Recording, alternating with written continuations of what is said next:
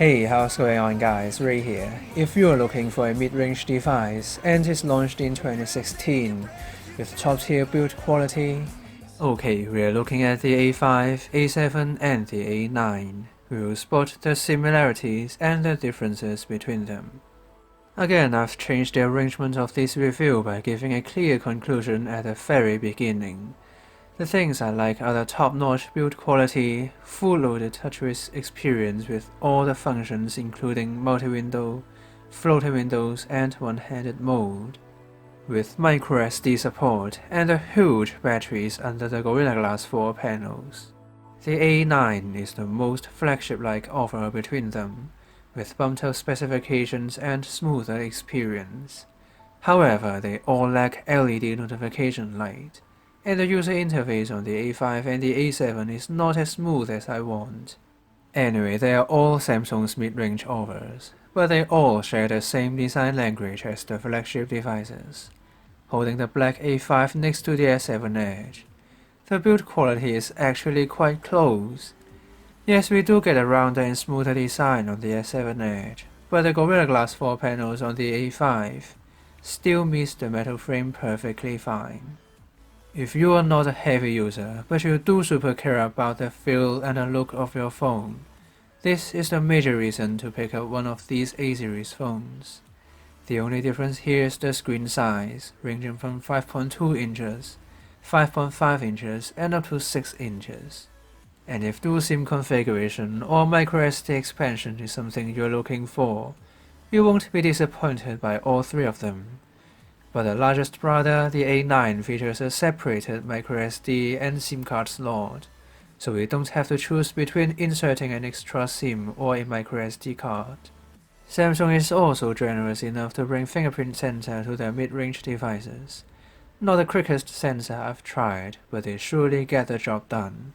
Just one thing to be reminded, LED notification light is still missing on the A-series offers.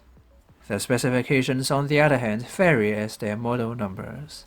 The A5 has a more mid to entry-level Snapdragon 615 processor, backed with just 2 GB of RAM, 16 GB of storage, while choosing the A7 will give you 1 extra gig of RAM. The A9 in the meantime has the more bumped-up specifications, the Snapdragon 652 with 32 GB of storage and 3 GB of RAM. If you expect your phone to run smoothly without any frame drops, the A9 is the only choice which can offer a flagship-like experience. Frame drops are more than noticeable on the A5 and the A7. Still, they can handle day-to-day affairs without any problems.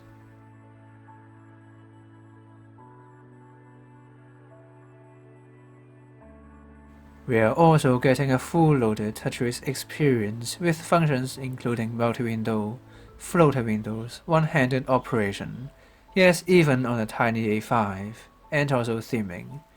I'm actually quite happy with those features on a mid-range device.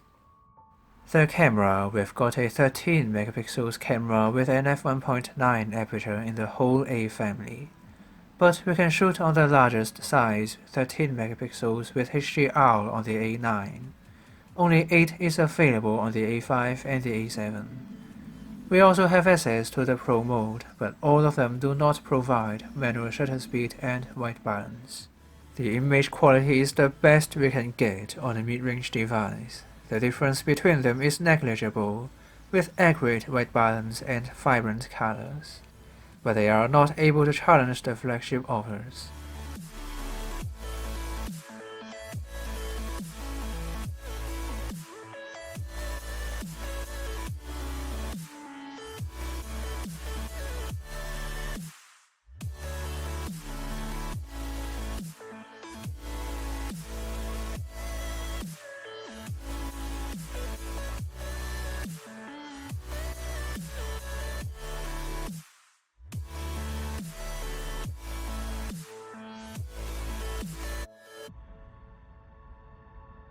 The displays are exceptional. They do have 1080p resolution instead of 2K, but the deep black, high color saturation, high contrast ratio.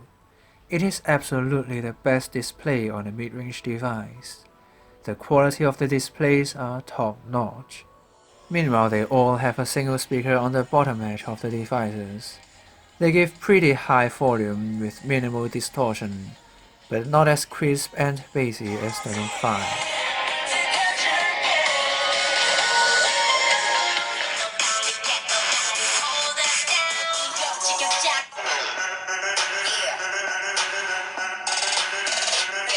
Finally is the battery life test. Big battery is a trademark of the A series in 2016. The relatively smaller A5 still packs a 29 mAh battery and gives comparable battery life to the Note 5. Of course, if you don't mind the enormous body of the A9, the 4000 mAh battery surely is the best.